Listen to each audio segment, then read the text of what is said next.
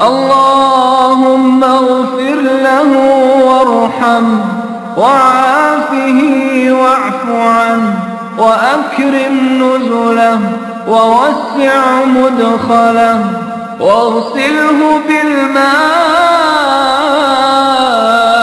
والثلج والبرد ونقه من الذنوب والخطايا كما ينقى الثوب الأبيض من الدنس.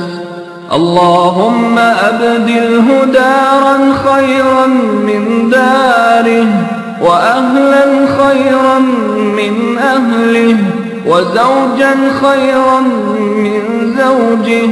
اللهم أدخله الجنة، اللهم أدخله الجنة، اللهم أدخله الجنة وأعذه من عذاب القبر.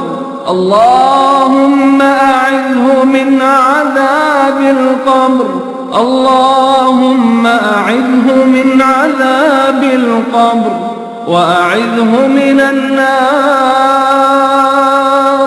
اللهم أعذه من عذاب النار، اللهم أعذه من عذاب النار. اللهم ارفع درجته في المهديين واخلفه في عقبه في الغابرين